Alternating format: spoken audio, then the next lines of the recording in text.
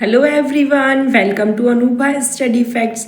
आज हम combination of chapters के बारे में बात कर रहे हैं। ये आपको सी टेट DSSB वर्ग 2 जहाँ पर साइंस से रिलेटेड क्वेश्चंस पूछे जाते हैं वहाँ पर ये आपकी हेल्प करेगा।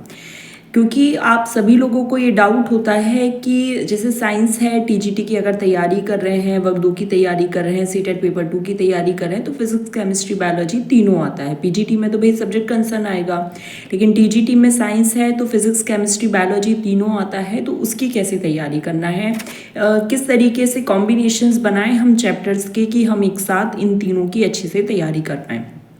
तो मेरे हिसाब से जो चैप्टर्स मुझे ठीक लगे मैं उनका कॉम्बिनेशन लेकर आई हूँ।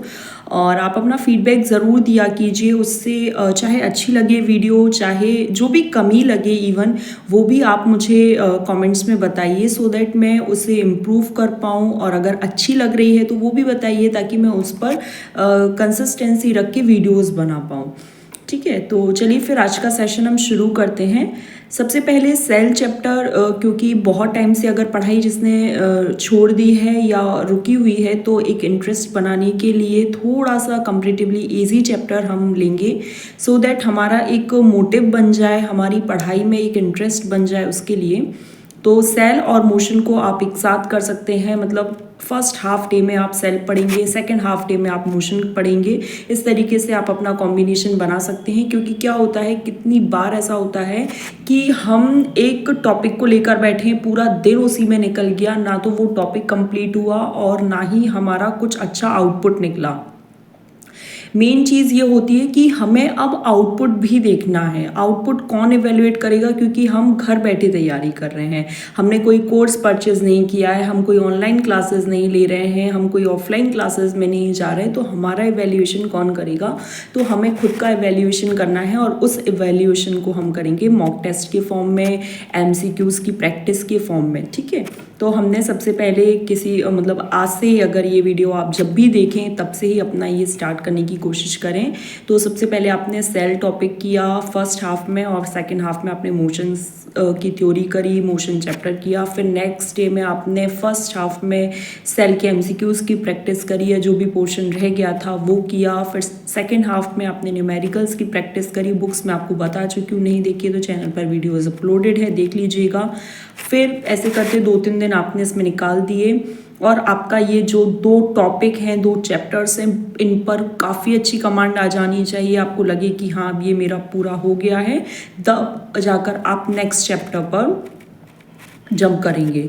फिर आप टिश्यू लेंगे, टिश्यू कंपैरेटिवली इजी है। फिर केमिस्ट्री का मैटर टॉपिक लेंगे। आप इसको ना नोट डाउन करते जाइए। जब भी मैं इस तरीके से वीडियो बनाती हूँ जहाँ बोर्ड नहीं है, तो आप कोशिश कीजिए कि आप खुद से पेपर पेन लेकर बैठें, सो दैट मैं जो भी बोलूँ आप उस चीज़ को नोट करते जाएँ। और जो भी मैं वीडियो बनाती हूँ उनकी स्पीड बढ़ाकर देखा करूँ, ताकि आप लोगों का टाइम वेस्ट कम हो। इसीलिए मैं हमेशा कहती हूँ लाइव सेशंस मत देखा करो, रिकॉर्डेड सेशंस देखो, सो दैट कि आप अपने हिसाब से स्पीड कम और ज़्यादा कर पाएँ।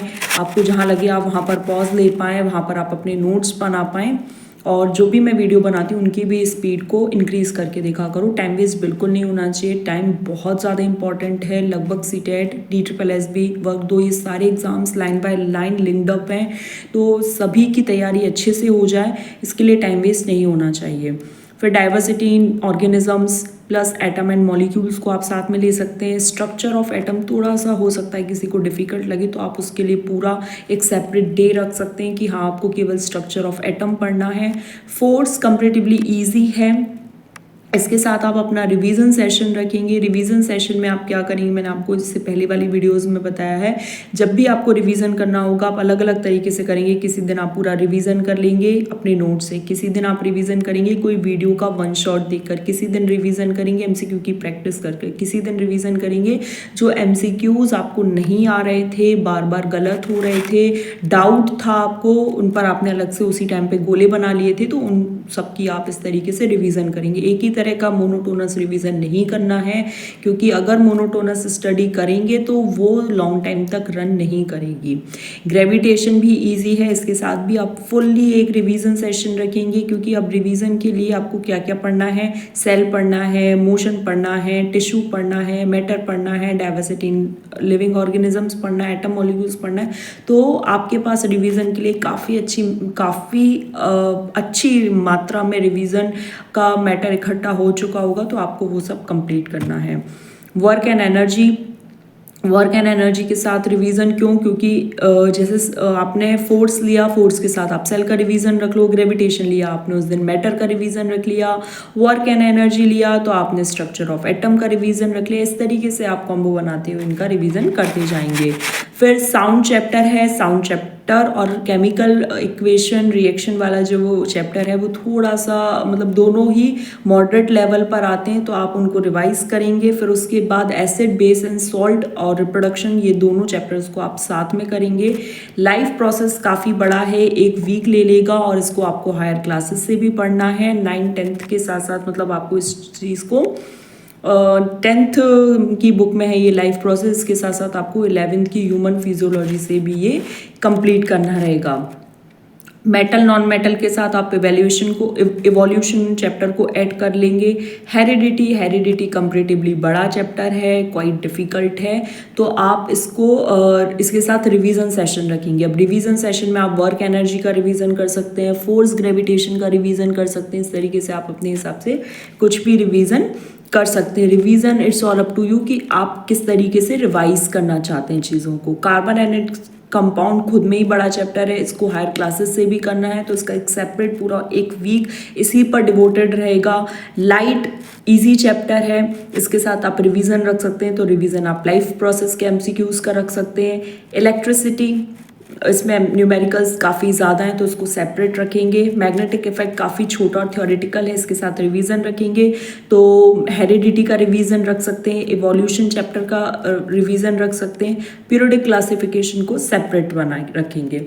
तो गाइज यहाँ पर हमने कॉम्बिनेशंस ऑफ चैप्टर्स देख लिए। ये आपको DSSB CTET इवन जहाँ से भी साइंस से रिलेटेड क्वेश्चंस पूछे जाते हैं वहाँ पर ये वीडियो हेल्प करेगी। पसंद आए तो आप इसको ज़्यादा से ज़्यादा शेयर करें और फीडबैक ज़रूर दीजिए, आप किस तरीके से कॉम्बिनेशन आपको ये अच्छे लगे। मैंने पूरी कोशिश की है कि मैं अच्छे कॉम्बिनेशन आप लोग के लिए बना पाऊँ चैप्टर्स का, सो दैट आपको हेल्प मिले रिवीजन में भी, क्योंकि रिवीजन इज़ मस्ट।